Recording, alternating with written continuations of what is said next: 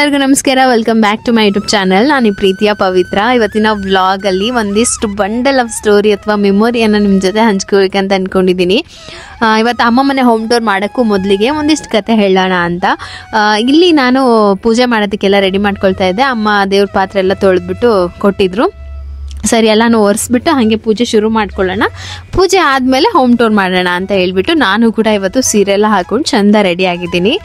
ನಮ್ಮಮ್ಮಂಗೆ ನಾನು ಎರಡನೇ ಮಗಳು, ಮೊದಲು ಅಕ್ಕ, ಆಮೇಲೆ ನಾನು, ಆಮೇಲೆ ನನ್ನ ತಮ್ಮ. ನಮ್ಮ ಮಧ್ಯೆ ಮತ್ತು ಮಕ್ಕಳು ಸ್ವಲ್ಪ ಜಾಸ್ತಿ ತುಂಟಾಟ ಇರುತ್ತೆ ಅಂತ ಹೇಳ್ತಾರೆ, ನಿಜನೋ ಸುಳ್ಳು ಗೊತ್ತಿಲ್ಲ. ನನ್ನ ವಿಚಾರದಲ್ಲಿ ಹೌದು.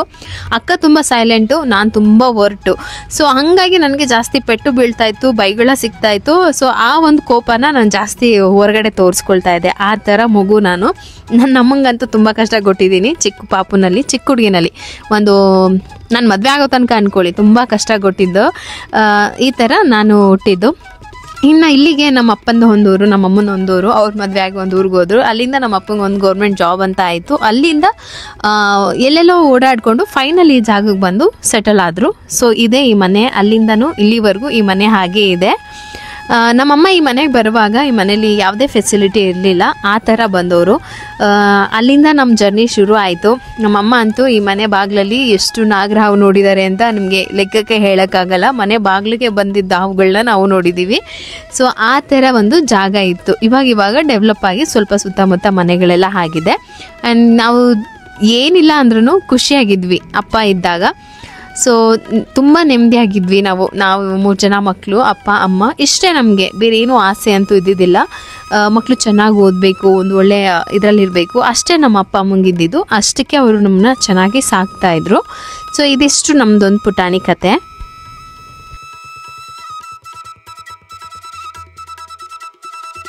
ಇದು ನನ್ನ ಚಾನಲಲ್ಲಿ ಆಗಿರೋದ್ರಿಂದ ನಾನು ನನ್ನ ಬಗ್ಗೆ ಸ್ವಲ್ಪ ಹೇಳ್ಕೊಳ್ತೀನಿ. ತುಂಬ ಹಠ ಜಾಸ್ತಿ ಇತ್ತು, ಗೊತ್ತಿಲ್ಲ ಯಾಕೆ ಅಂತ. ಇವಾಗ ಅನ್ಸುತ್ತೆ ಅದೆಲ್ಲ ತಪ್ಪು, ಹಾಗೆಲ್ಲ ಅವ್ರಿಗೆ ಹಿಂಸೆ ಕೊಡಬಾರ್ದಾಗಿತ್ತು ಅಂತ. ಅವಾಗ ಅದೇನಾಗ್ತಾಯಿತ್ತು ಅಂತ ಗೊತ್ತಿಲ್ಲ, ಜಾಸ್ತಿ ಹಠ ಮಾಡ್ತಾಯಿದ್ದೆ.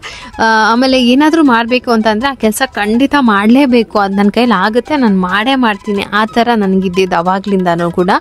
ಅದು ತುಂಬ ಮಿತಿ ಮೀರಿ ಒದೆ ತಿಂತಾ ಇದ್ದಿದ್ದು ಮಗು ಅಂದರೆ ನಾನೇ. ನಮ್ಮ ಮನೇಲಿ 3 ಮಕ್ಕಳಲ್ಲಿ ಜಾಸ್ತಿ ಒದೆ ತಿಂದಿರೋದು ನಾನೇ ಅಂತ ಹೇಳ್ಬೋದು. ಅಷ್ಟು ಒದೆ ತಿಂದಿದ್ದೀನಿ. ಬಟ್ ಇವಾಗ ಈ ಥರ ಬದಲಾಗ್ತೀನಿ ಅಂತ ಹೇಳ್ಬಿಟ್ಟು ಅವರು ಊಹೆ ಮಾಡಿರಲಿಲ್ಲ ಅನಿಸುತ್ತೆ.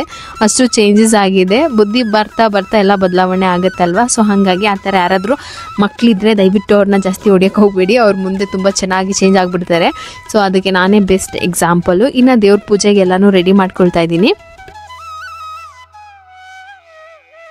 ಪ್ರತಿ ಸಲ ಪೂಜೆ ಮಾಡಬೇಕಾದ್ರೆ ಕೈಗೆ ಬಳೆ ಹಾಕಿರಬೇಕು ಅಂತ ಹೇಳ್ತಾರೆ. ಸೊ ಇದೆಲ್ಲ ನಮ್ಮ ಅಪ್ಪಂಗೆ ತುಂಬ ಇಷ್ಟ. ಕಾಲ್ಗೆಜ್ಜೆ ಹಾಕಬೇಕು, ಕೈಗೆ ಬಳೆ ಹಾಕಿರಬೇಕು, ಅದೆಲ್ಲ ಜಾಸ್ತಿ ಇಷ್ಟಪಡ್ತಾಯಿದ್ರು. ನಾನು ಬಾಣಂತಿ ಇದ್ದಾಗ ನಮ್ಮಪ್ಪ ಈ ಒಂದು ಬಳೆಯನ್ನು ನಮ್ಮ ಮನೆ ಮುಂದೆ ಬಳೆಯವ್ರು ಬರ್ತಾಯಿದ್ರು, ಅವ್ರ ಹತ್ರ ತೊಡಿಸಿದ್ದು. ಆ ಬಳೆ ಇನ್ನೂ ಹಾಗೆ ಉಳಿದಿದೆ. ಆ ನೆನಪಿಗೆ ಕಪ್ಪು ಬಳೆ ಹಾಕಬೇಕು ಬಾಣಂತಿಯರು ಅಂತ ಹೇಳಿಬಿಟ್ಟು ಕೊಡಿಸಿದ್ರು. ಅದನ್ನೇ ಹಾಕ್ಕೊಂಡೆ, ಸೀರೆಗೂ ಮ್ಯಾಚ್ ಆಗುತ್ತೆ. ಒಂದು ಏನೋ ಗೊತ್ತಿಲ್ಲ, ಸಡನ್ಲಿ ನೆನಪಾಯಿತು. ಹಾಗೇನೆ ತುಂಬ ಹಳೆ ವಸ್ತುಗಳನ್ನ ನಾನು ಜಾಸ್ತಿ ಹಾಗೆ ಇಡ್ತೀನಿ ನೆನಪಿಗೋಸ್ಕರ. ಇದರಲ್ಲಿ ಅದು ಒಂದು. ನಾನು ಕೂಡ ರೆಡಿ ಆದೆ ಪೂಜೆಗೆ.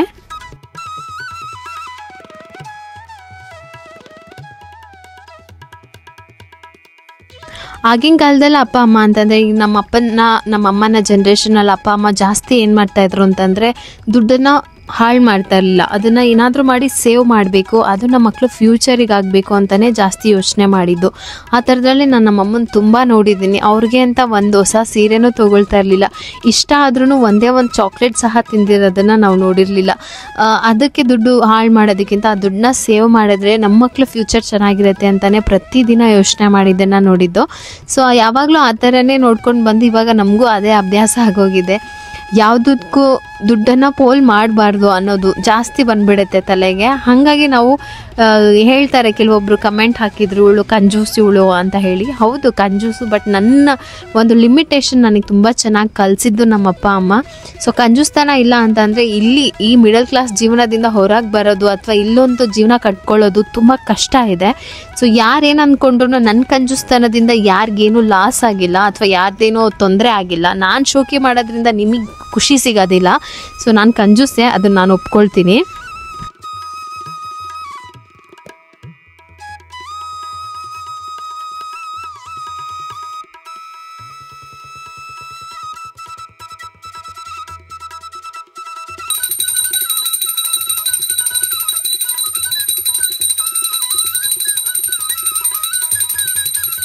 ಈ ದೇವ್ರ ಮನೆಗೆ ಬಂದರೆ ನನಗೆ ಅಪ್ಪನೇ ನೆನಪಾಗ್ತಾರೆ. ಅಪ್ಪನಿಗೆ ಪೂಜೆ ದೇವರು ಅಂದರೆ ತುಂಬ ಭಕ್ತಿ, ತುಂಬಾ ಒಂದು ನಂಬಿಕೆ.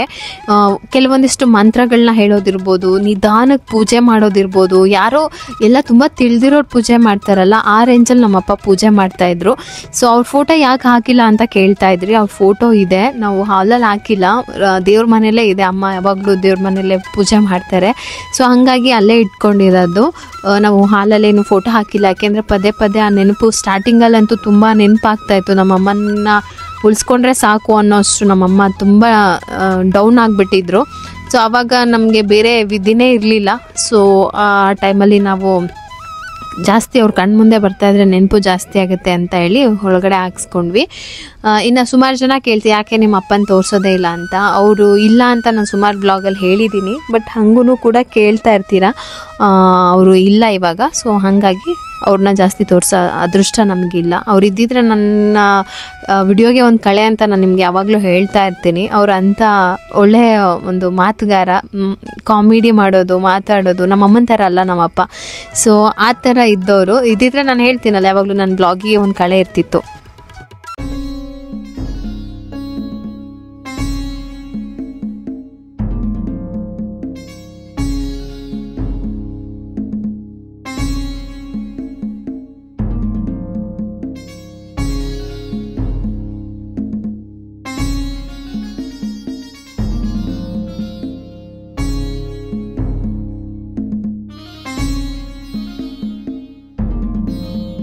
ನಾವು ಇಲ್ಲಿಗೆ ಬಂದಾಗ ಹೇಳ್ತೀನಲ್ಲ, ನಾನು ತುಂಬ ಕಷ್ಟದಲ್ಲಿ ಬಂದಿರೋರಿಗೆ ಮಾತ್ರನೇ ಗೊತ್ತಿರುತ್ತೆ ಜೀವನದ ಕಷ್ಟಗಳು. ದುಡ್ಡು ಖರ್ಚು ಮಾಡಬೇಕಾದ್ರೆ ಪ್ರತಿ ಸಲ ಪ್ರತಿಯೊಂದು ಯೋಚನೆನೂ ಬರುತ್ತೆ ಅವ್ರಿಗೆ. ಆವಾಗಲೇ ಅವ್ರು ಕಂಜೂಸ್ ಆಗೋದು, ಯಾಕೆಂತಂದ್ರೆ ಆ ಒಂದು ಫೇಸ್ನ ಅವ್ರು ದಾಟಿ ಬಂದಿರ್ತಾರೆ. ಇಲ್ಲಿಗೆ ಬಂದಾಗ ನಮ್ಮಮ್ಮನವ್ರಿಗೆ ನೀರಿರಲಿಲ್ಲ. ನಮಗೆ ಎಲ್ಲೂ ಕೂಡ ನೀರಿನ ವ್ಯವಸ್ಥೆ ಇರಲಿಲ್ಲ. ಈಗಾದರೂ ಗೌರ್ಮೆಂಟಿಂದ ನೀರು ಬರುತ್ತೆ ನಮಗೆ. ಮೊದಲು ನೀರಿನ ವ್ಯವಸ್ಥೆನೇ ಇರಲಿಲ್ಲ. ನಮ್ಮ ಅಕ್ಕನೂ ಹೇಳ್ತಾರೆ ನಮಗೆ ನೀರಿನ ಬೆಲೆ ತುಂಬ ಚೆನ್ನಾಗಿ ಗೊತ್ತು, ನೀರನ್ನ ಪೋಲ್ ಮಾಡಲ್ಲ ಅಂತ ಹೇಳಿ. ನಾವು ಕೂಡ ಅಷ್ಟೇ.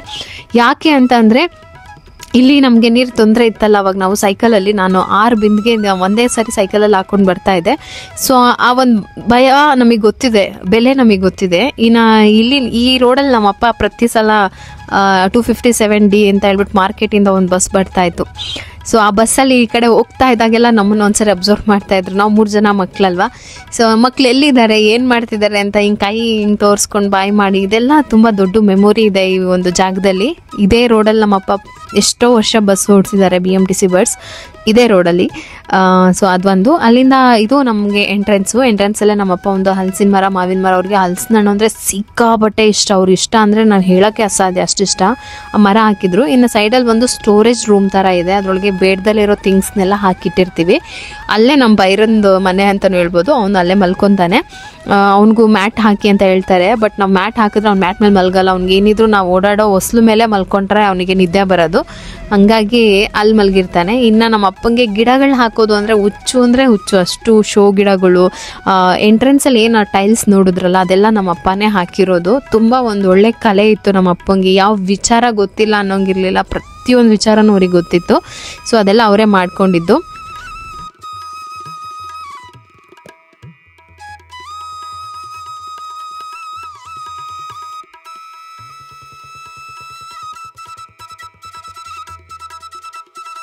ಆಮೇಲೆ ಹಲಸಿನ ಹಣ್ಣು ಗಾಳಿ ಬರ್ತಿದೆಯಲ್ಲ, ಹಲಸಿನ ಹಣ್ಣೆಲ್ಲ ಬೀಳ್ತಾ ಇರುತ್ತೆ, ಮಾವಿನ ಹಣ್ಣು ಬೀಳ್ತಾ ಇರುತ್ತೆ. ನಾವು ಕೀಳೋದಕ್ಕೆ ಹೋಗೋದಿಲ್ಲ. ಮನೆ ಮುಂದೆ ಇದೊಂದು ತೋಟ ಇದೆ ಸಣ್ಣದಾಗಿ. ಅಪ್ಪ ಇದ್ದಾಗಂತೂ ನಾವು ಎಲ್ಲ ಥರ ತರಕಾರಿ ನಾವೇ ಬೆಳೀತಾ ಇದ್ವಿ. ಚಪ್ಪರ ಹಾಕ್ಕೊಡ್ತಾ ಇದ್ರು. ಮತ್ತು ಅಂದರೆ ಸೀಸನಿಗೆ ಏನೇನು ಬರುತ್ತೆ ಅಂತ ಅಪ್ಪಂಗೆ ಚೆನ್ನಾಗಿ ಗೊತ್ತಿತ್ತಲ್ಲ, ಅದನ್ನೆಲ್ಲ ಅವ್ರು ಹಾಕಿಬಿಡ್ತಾಯಿದ್ರು ಅವರೇನೆ. ಮನೆಯಿಂದನೂ ಫುಲ್ಲು ಗಿಡಗಳಿತ್ತು. ಆಮೇಲೆ ಅಪ್ಪ ಹೋದ್ಮೇಲೆ ನಾವು ಹಸು ಸಾಕಕ್ಕೆ ಸ್ಟಾರ್ಟ್ ಮಾಡಿ, ಈಗ ಹಸುಗಳಿಗೆ ಅಂತ ಶೆಡ್ ಮಾಡಿಕೊಂಡು ಆ ಗಿಡಗಳನ್ನೆಲ್ಲ ತೆಗೆದ್ಬಿಟ್ವಿ. ಸೊ ಈ ಥರ ನಮ್ಮ ಮನೆಯ ಮುಂದೆ ಇರೋ ಜಾಗ ಇದಿಷ್ಟು. ನಮ್ಮ ಮನೆ ಮುಂದೆ ವರಾಂಡ ಇರೋದು. ಇಲ್ಲಿ ಒಂದು ಬಾಳೆ ಗಿಡ, ಒಂದು ಬದನೆಕಾಯಿ ಗಿಡ, ಈ ಥರ ಸಣ್ಣ ಪುಟ್ಟದ ಅವಾಗ ಏನೇನು ಬರುತ್ತೋ ಅದು ನಮ್ಮಮ್ಮ ಮರ್ಗೆಣಸು ಇದೆಲ್ಲ ಹಾಕಿರ್ತಾರೆ. ಸ್ವಲ್ಪ ಹೂವು, ಕರಿಬೇವಿನ ಗಿಡ ಇದೆ, ಹೂವಿಗೆ ಅಂತ ಹೇಳ್ಬಿಟ್ಟು ದಾಸವಾಳ ಗಿಡ ಇದೆ. ಸೊ ಇದಿಷ್ಟು ನಮ್ಮ ಮನೆ ಮುಂದೆ ಇರುವಂತಹ ಜಾಗ. ಮನೆ ಮುಂದೆ ಜಾಸ್ತಿ ಗಿಡಗಳು, ಜಾಗ ಜಾಸ್ತಿ ಇರೋದಕ್ಕೆ ನಮಗೂ ಒಂಥರ ಗಾಳಿ ಬೆಳಕು ಎಲ್ಲ ತುಂಬ ಚೆನ್ನಾಗಿರುತ್ತೆ. ಮಕ್ಕಳು ಆಟ ಆಡೋದಕ್ಕೆ ಎಲ್ಲದಕ್ಕೂ ಕೂಡ ಒಂದು ಒಳ್ಳೆ ಜಾಗ ಥರ ಇದೆ.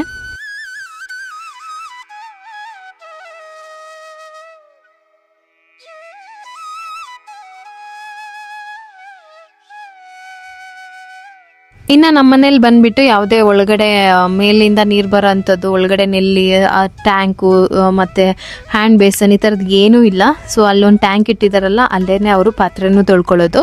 ಅಂದರೆ ಅದಿನ್ನೂ ಬೆಸ್ಟ್, ಕುತ್ಕೊಂಡು ಆರಾಮಾಗಿ ನೀಟಾಗಿ ತೊಳ್ಕೊಂಡು ಬಿಡ್ತಾರೆ. ಇನ್ನು ಪ್ರತಿ ಸಂಜೆ ಅಮ್ಮ ಮಲ್ಲೆ ಗಿಡ ಹೂವು ಬಿಡಿಸ್ತಾನೆ ಇರೋದೆ. ನಾನು ಲಾಸ್ಟ್ ಟೈಮ್ ಒಂದು ಈ ನೆಲ್ಲಿಕಾಯಿ ಗಿಡ ತಂದು ಹಾಕಿದ್ದೆ, ಅದು ಕೂಡ ತುಂಬ ಚೆನ್ನಾಗಿ ಬಂದಿದೆ. ಇನ್ನು ನಮ್ಮ ಮನೆ ಒಳಗಡೆ ಹೋಗೋಣ ಬನ್ನಿ. ನಮ್ಮಮ್ಮ ಮನೆಗೆ ನಿಮ್ಗೆಲ್ಲರಿಗೂ ಸ್ವಾಗತ. ಪುಟಾಣಿಯಾಗಿ ಚಿಕ್ಕದಾಗಿ ಚೊಕ್ಕದಾಗಿ ಇಟ್ಕೊಂಡಿರೋ ಇದೇ ನಮ್ಮಮ್ಮ ಮನೆ. ಇದು ನಮ್ಮ ಅಪ್ಪನ ಫೋಟೋ, ತುಂಬ ಹಳೆಯ ಫೋಟೋ, ಬ್ಲ್ಯಾಕ್ ಆ್ಯಂಡ್ ವೈಟು. ಅಲ್ಲಿಂದ ಬಂದರೆ ನಾನೇ ಈ ಒಂದು ರೀಸೆಂಟಾಗಿ ಕೀ ಹಾಕೊಳ್ಳೋಕೆ ಇರಲಿ ಅಂತ ಹೇಳ್ಬಿಟ್ಟು ಇದನ್ನು ಹಾಕ್ತೆ. ಯಾಕೆಂದರೆ ಡ್ರಿಲ್ ಮಾಡೋದೆಲ್ಲ ಬೇಡ ಅಂತ ಹೇಳ್ಬಿಟ್ಟು ಸ್ಟಿಕ್ ಮಾಡೋ ಥರನೇ ಹಾಕ್ಕೊಂಡೆ, ಸುಮ್ಮನೆ ಜಸ್ಟ್ ಮತ್ತೆಲ್ಲ ಮುಳೆ ಹೊಡಿಯೋದೆಲ್ಲ ಬೇಡ ಅಂತ ಹೇಳಿ. ಇನ್ನು ಈ ಒಂದು ವಾಲ್ ಸ್ಟಿಕ್ಕರ್ ನಂಗೆ ತುಂಬ ಇಷ್ಟ ಆಯಿತು. ಇದರೊಳಗಿರೋ ಪ್ರತಿಯೊಂದು ವರ್ಡ್ಸ್ ನಮ್ಮ ಅಮ್ಮಂಗೆ ನಾನು ಕನ್ನಡದಲ್ಲಿ ಟ್ರಾನ್ಸ್ಲೇಟ್ ಮಾಡಿ ಹೇಳಿದೆ. ತುಂಬ ಸೂಪರಾಗಿದೆ. ಬಟ್ ನಿಂಗೆ ಓದಕ್ಕೆ ಬರಲ್ಲ, ಓದಕ್ಕೆ ಬಂದಿದ್ರೆ ಪ್ರತಿದಿನ ಇದನ್ನು ಓದಬೇಕಿತ್ತು ಅಂತ. ಇದು ನನಗೆ ತುಂಬ ಇಷ್ಟ ಆಯಿತು ಅಂತ ಹೇಳಿ ತಂದು ಹಾಕ್ಕೊಂಡೆ, ಮಿರರ್ ಪಕ್ಕನೇ ಇರಲಿ ಅಂತ ಹೇಳಿ. ಈ ಮಿರರ್ನ ಬಂದ್ಬಿಟ್ಟು ನಾನು ಐಕ್ಯಾದಲ್ಲಿ ತೊಗೊಂಡು ಬಂದಿದ್ದೆ. ಸೊ ಹಂಗೆ ಜಸ್ಟ್ ಔಟ್ಸೈಡಲ್ಲಿ ಇದ್ದಾಗ ಡೈಲಿ ಮುಖ ನೋಡ್ಕೊಳ್ಳೋಕ್ಕೆ ಚೆನ್ನಾಗಿರುತ್ತೆ ಅಂತ ಹೇಳ್ಬಿಟ್ಟು ಈ ವಾಲ್ಗೊಂದು ಹಾಕ್ತೆ ಮತ್ತು ವಾಶ್ರೂಮ್ಗೊಂದು ಹಾಕಿದ್ದೀನಿ. ಸೊ ಇದಿಷ್ಟೇ ನಮ್ಮ ಮನೇಲಿ ಎಂಟ್ರೆನ್ಸಲ್ಲಿರೋದು. ಅದ್ರ ಪಕ್ಕ ಒಂದು ಟೀಪಾಯ್ ಹಾಕ್ಕೊಂಡಿದ್ದೀವಿ. ಏನಾದರೂ ಬೇಕು, ಇದೊಂದು ಟೀಪಾಯ್ ಅಷ್ಟೇ ಇರೋದು.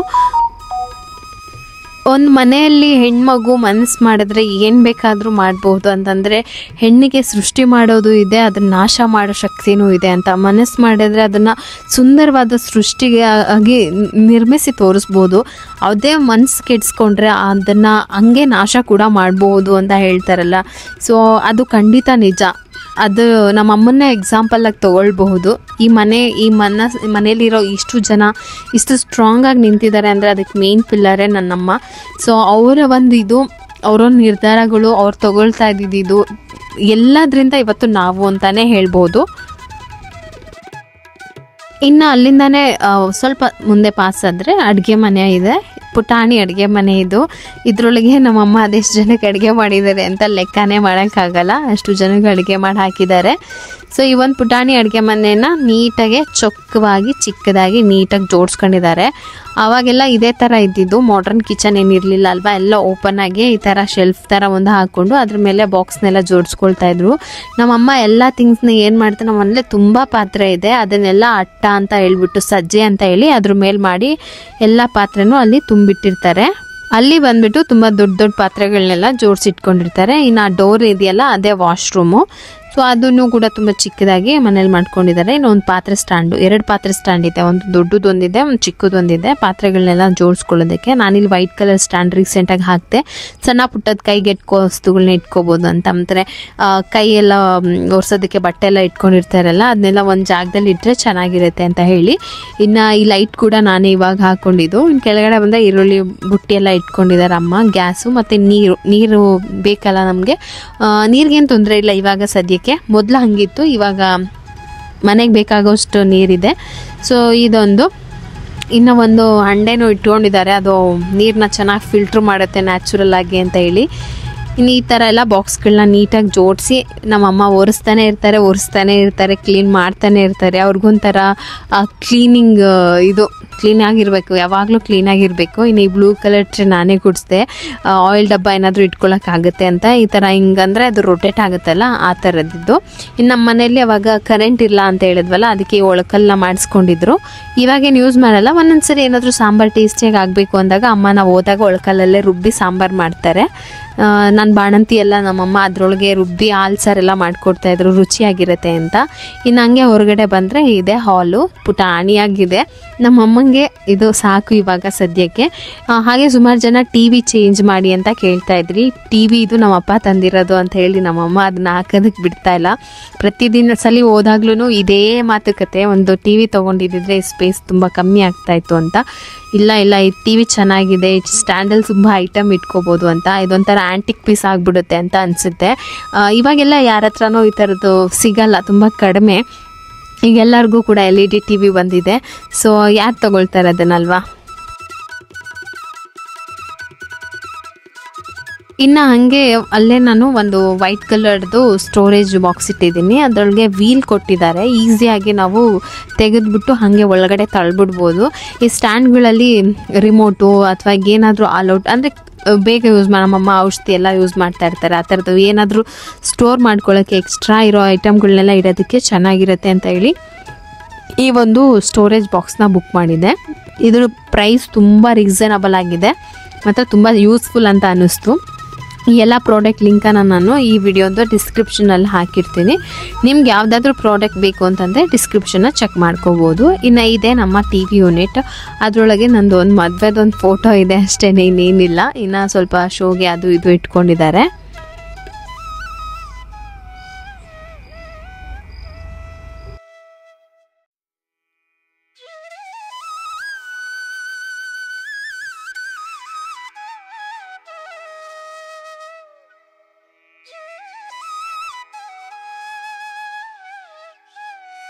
ಇನ್ನು ಈ ಮನೆಗೆ ಪೇಂಟ್ ಮಾಡಿದಾಗ ಈ ಒಂದು ವಾಲ್ ಸ್ಟಿಕ್ಕರ್ನ ನಾನೇ ಹಾಕಿದ್ದು. ವಾಲ್ ಸ್ಟಿಕ್ಕರ್ಗಿಂತ ವಾಲ್ ಪೇಂಟ್ ಮಾಡಬೇಕಂತ ಇತ್ತು, ಯಾಕೆಂತಂದರೆ ನಾನು ಪೇಂಟ್ ಮಾಡೋದು ನಮ್ಮಮ್ಮ ನೋಡಬೇಕು ಅಂತ. ಆಮೇಲೆ ಅದು ಮಾಡೋಕ್ಕಾಗಲಿಲ್ಲ. ಸೊ ಇದಿಷ್ಟೇ ಹಾಲ್, ಒಂದು ಅಡುಗೆ ಮನೆ, ಹಾಲ್, ಇದಿಷ್ಟಿದೆ. ಇನ್ನು ನನ್ನ ಮಗ ಚೆನ್ನಾಗಿ ನಿದ್ದೆ ಹೊಡಿತಾ ಇದ್ದಾನೆ. ತುಂಬ ಲೇಟ್ ಆಗೋಯ್ತು ಹೋಮ್ ಟೂರ್ ಮಾಡೋಷ್ಟರೊಳಗೆ ಪೂಜೆ ಮಾಡಿ. ಅವನಂಗೆ ಆಟ ಆಡ್ತಾ ಹಾಗೆ ಮಲ್ಕೊಂಡ್ಬಿಟ್ಟ. ಸರಿ ಅಂತ ಹೇಳ್ಬಿಟ್ಟು ನನ್ನ ಪಾಡಿಗೆ ನಾನು ಹೋಮ್ ಟೂರ್ ಮಾಡ್ಕೊಳ್ತಾ ಇದ್ದೀನಿ. ಇನ್ನು ಹಂಗೆ ಅಂದರೆ ಒಂದು ಬೆಡ್ರೂಮ್ ಇದೆ, ತುಂಬ ಚಿಕ್ಕದಾಗೇ. ಇದು ನಮ್ಮ ಅಪ್ಪ ಆವಾಗ ಪ್ಲ್ಯಾನ್ ಮಾಡಿ ಅವರು ಏನೋ ಅರ್ಜೆಂಟಲ್ಲ ಅಂದರೆ ಅವರು ಬಾಡಿಗೆ ಮನೇಲಿದ್ದರು. ಸೊ ಅರ್ಜೆಂಟಾಗಿ ನಾವು ಶಿಫ್ಟ್ ಆಗಬೇಕಂತ ಹೇಳ್ಬಿಟ್ಟು ಇಲ್ಲಿ ಜಾಗ ತೊಗೊಂಡ್ರು ಅಂತ ಇಮಿಡಿಯೇಟಾಗಿ ಮನೆ ಕಟ್ಕೊಂಡು ಅವಾಗೀಗೆ ಏನೋ ಒಂದು ಇದರಲ್ಲಿ ತೊಗೊಂಡು ಕಟ್ಕೊಂಡು ಬಂದುಬಿಟ್ರು. ಸೊ ಅದಷ್ಟೇ ಅಲ್ಲಿಗೆ ಅದು ನಿಂತೋಯ್ತು. ಮನೆ ಏನವತ್ತು ಎಮರ್ಜೆನ್ಸಿಗೆ ಮನೆ ಮಾಡಿಕೊಂಡ್ರು ಅದೇ ಪರ್ಮನೆಂಟ್ ಆಗೋಯ್ತು. ಇನ್ನು ಈ ಒಂದು ಬೆಡ್ ಹಾಕ್ಕೊಂಡಿದ್ದಾರೆ, ಇದು ಒಂದು ರೂಮ್ ಇದೆ ಅಷ್ಟೇ. ಈ ಥರ ಅದನ್ನು ಇಟ್ಕೊಂಡಿದ್ದೀವಿ. ಅದ್ರ ಮೇಲೂ ಕೂಡ ಒಂದು ಅಟ್ಟ ಥರ ಮಾಡಿದರು, ನಮ್ಮ ಅಪ್ಪನೇ ಮಾಡ್ಕೊಂಡಿದ್ದೆಲ್ಲ. ಅಂದರೆ ಎಕ್ಸ್ಟ್ರಾ ಐಟಮ್ಗಳೆಲ್ಲ ಬರುತ್ತಲ್ಲ ಮನೆಯಲ್ಲಿ.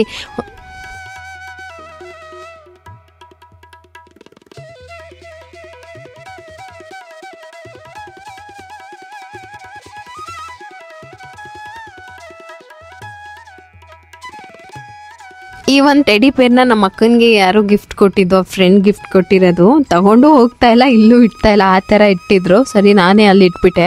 ಅವ್ರು ತೊಗೊಂಡು ಹೋಗೋಷ್ಟೊಳಗೆ ನಾನೇ ಓಪನ್ ಮಾಡಿದ್ದು. ಸುಮಾರು ವರ್ಷದ್ದು, ಅವ್ರ ಮಗ ಹುಟ್ಟಕ್ಕೆ ಮೊದಲಿಗೆ ಯಾರೋ ಗಿಫ್ಟ್ ಕೊಟ್ಟಿದ್ದು ಅವ್ರ ಫ್ರೆಂಡು. ಅದನ್ನ ಇನ್ನೂ ಅವ್ರ ಮನೆಗೆ ತೊಗೊಂಡು ಹೋಗ್ದಲ್ಲೇ ಇಲ್ಲೇ ಇಟ್ಕೊಂಡಿದ್ದಾರೆ. ನೋಡೋಣ ನೆಕ್ಸ್ಟ್ ಟೈಮ್ ನಾವೇನಾದರೂ ಅವ್ರ ಮನೆಗೆ ಹೋದರೆ ಈಗ ವಾಪಸ್ ಕೊಡಬೇಕು ಅಂತ ನಮ್ಮಮ್ಮ ಅಂದ್ಕೊಂಡಿದ್ರು. ಸರಿ ಅಂತ ಹೇಳ್ಬಿಟ್ಟು ನಾನೇ ಅಲ್ಲಿ ಎತ್ತಿಟ್ಟೆ. ಈ ಥರ ಇದೆ ನಮ್ಮದು ಪುಟಾಣಿ ರೂಮು. ಇನ್ನೊಂದು ಖುಷಿ ಏನು ಅಂತಂದರೆ, ಕೆಲವೊಬ್ರು ಏನಂತಂದರೆ ಇಕ್ಕಟ್ಟಾಯಿತು ಜಾಗ ಅಂತನೋ ಅಥವಾ ತುಂಬ ದೊಡ್ಡ ಜಾಗ ಇದ್ರೂ ಕೂಡ ಅವ್ರಿಗೆ ಆರ್ಗನೈಸ್ ಆಗಿ ಇಡೋಕ್ಕೆ ಬರೋದಿಲ್ಲ ಅಥವಾ ಕ್ಲೀನಾಗಿ ಇಟ್ಕೊಳ್ಳೋ ಅಂತ ಇದಿರೋದಿಲ್ಲ. ಬಟ್ ನಮ್ಮಮ್ಮ ಹಾಗಲ್ಲ, ಅವ್ರಿಗೆ ಎಷ್ಟೇ ಚಿಕ್ಕ ಜಾಗ ಇದ್ರೂ ಅದನ್ನು ಅಷ್ಟು ಚೊಕ್ಕವಾಗಿ ಇಟ್ಕೊಂಡಿರ್ತಾರೆ. ಅದೇ ಖುಷಿ. ಇದು ನಮ್ಮ ಮನೇಲಿರೋ ಅಂಡೆ ಓಲೆ. ಇದೊಂದು ತುಂಬ ಯೂಸ್ಫುಲ್ ಆಗಿರೋವಂಥದ್ದು ಈಗಿನ ಇದಕ್ಕೆ, ಪ್ರೆಸೆಂಟ್ ಸಿಚುವೇಶನ್ಗೆ. ಅದಾದಮೇಲೆ ಇನ್ನು ಪಕ್ಕದಲ್ಲೇ ಒಂದು ಪುಟ್ಟಾಣಿ ದೇವ್ರ ಮನೆ ಮಾಡ್ಕೊಂಡಿದ್ದಾರೆ, ಅದನ್ನು ಕೂಡ ತೋರಿಸ್ಬಿಡ್ತೀನಿ. ಇದು ನಮ್ಮ ಮನೆಯ ಪುಟಾಣಿ ದೇವ್ರ ಮನೆ. ಇಲ್ಲಿ ಸಿಕ್ಕಾಪಟ್ಟೆ ದೇವ್ರುಗಳೆಲ್ಲ ಇತ್ತು ಅವಾಗ. ನಮ್ಮಮ್ಮ ಇವಾಗ ಸ್ವಲ್ಪ ಕಡಿಮೆ ಮಾಡಿದ್ರು, ಯಾಕೆ ಅಂತಂದರೆ ನಮಗೆ ಗೊತ್ತಿಲ್ಲದಲ್ಲೇ ನಮ್ಮಪ್ಪ ಅವಾಗೆಲ್ಲ ಗೊತ್ತಿಲ್ಲ ಅವ್ರಿಗೆ ದೇವ್ರ ವಿಗ್ರಹಗಳು ಎಲ್ಲೇ ಸಿಕ್ಕಲಿ ಅಥವಾ ಎಲ್ಲಾದರೂ ಹೋದರೆ ತುಂಬ ದೇವ್ರ ವಿಗ್ರಹ, ಪಾಂಡುರಂಗ ವಿಠಲಿಂದ ಹಿಡಿದು ಸುಮಾರು ವಿಗ್ರಹಗಳನ್ನ ಇಟ್ಟಿದ್ರು. ಅದ್ರದ್ದು ಪೂಜೆಯ ವಿಧಾನ ಬೇರೆ ಇರುತ್ತೆ. ಸೊ ನಾವು ಅದನ್ನು ಮಾಡೋಕ್ಕಾಗಲ್ಲ ಅಂತಂದಾಗ ನಮ್ಮಮ್ಮ ಸ್ವಲ್ಪ ಅದನ್ನು ಹಾಗೆ ಕಡಿಮೆ ಮಾಡಿದ್ರು. ಅಪ್ಪ ಇದ್ದಾಗ ತುಂಬ ವಿಗ್ರಹಗಳೆಲ್ಲ ಇತ್ತು, ಫೋಟೋಗಳೆಲ್ಲ ಇತ್ತು. ಇವಾಗ ಇಷ್ಟಿದೆ ಅಷ್ಟೇ. ಇದು ಕರೆಂಟ್ ಹೋಗ್ಬಿಡ್ತು ಸಡನ್ನಾಗಿ, ಹಾಗೆ ವಿಡಿಯೋ ತೆಕ್ಕೊಂಡೆ.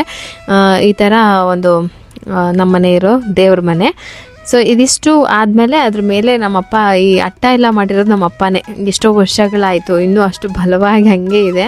ಅದೇ ನಾನು ಹೇಳೋದು, ನಮ್ಮಪ್ಪ ಏನು ಕೆಲಸ ಮಾಡಿದ್ರು ಅಷ್ಟು ಪರ್ಫೆಕ್ಟಾಗಿ ಮಾಡ್ತಾಯಿದ್ರು. ಸೊ ಅಲ್ಲೇ ಒಂದು ಬೀರು ಕೂಡ ಇಟ್ಕೊಂಡಿದ್ದಾರೆ. ಇದು ಬಾಯ್ಸ್ದು, ಅಂದರೆ ಹುಡುಗರ ಬಟ್ಟೆ ಅಷ್ಟೇ ಇಟ್ಟಿರ್ತಾರಮ್ಮ.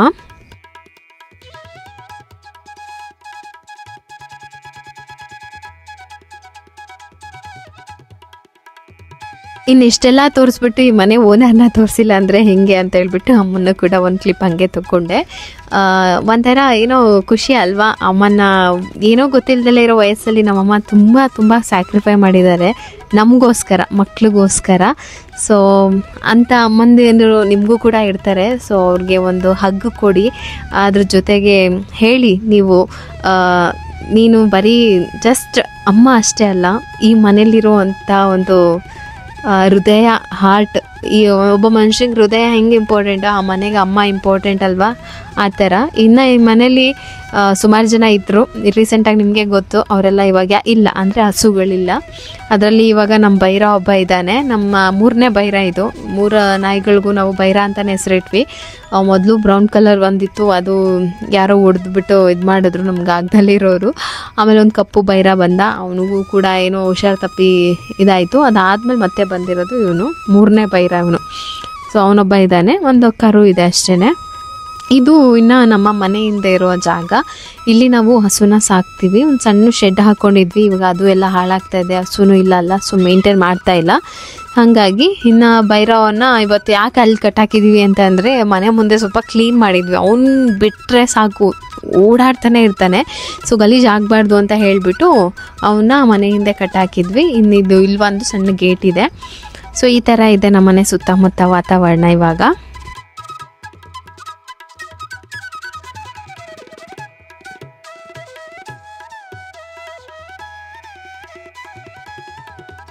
ಇನ್ನು ನನ್ನ ಹಸ್ಬೆಂಡ್ ಕೂಡ ಬಂದಿದ್ದರು, ಅವರು ಆಗ್ತಾನೆ ಬಂದರು. ಜಸ್ಟ್ ಒಂದು ಆ್ಯನಿವರ್ಸರಿಗೆ ಔಟ್ಸೈಡ್ ಹೋಗೋದು ಪ್ಲ್ಯಾನ್ ಮಾಡಿದ್ವಿ. ಆ ವ್ಲಾಗ್ ಕೂಡ ಆದಷ್ಟು ಬೇಗ ಬರುತ್ತೆ.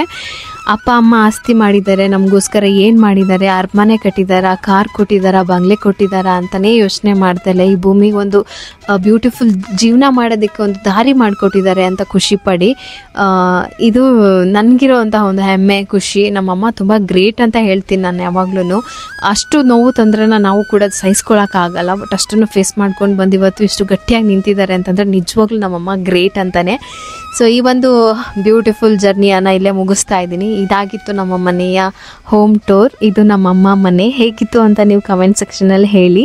ಹಾಗೆ ಈ ಒಂದು ಜರ್ನಿಯಲ್ಲಿ ನೀವು ಕೂಡ ನನ್ನ ಜೊತೆ ಸೇರ್ಕೊಂಡಿದ್ದಕ್ಕೆ ನನಗೆ ತುಂಬ ಖುಷಿ ಆಯಿತು. ಈ ಮೆಮೊರಿ ಇನ್ನೂ ಚೆನ್ನಾಗಾಯಿತು ಅಂತ ಹೇಳ್ತೀನಿ. ಸಿಗ್ತೀನಿ ನೆಕ್ಸ್ಟ್ ವ್ಲಾಗಲ್ಲಿ. ಟೇಕ್ ಕೇರ್, ಬಾಯ್.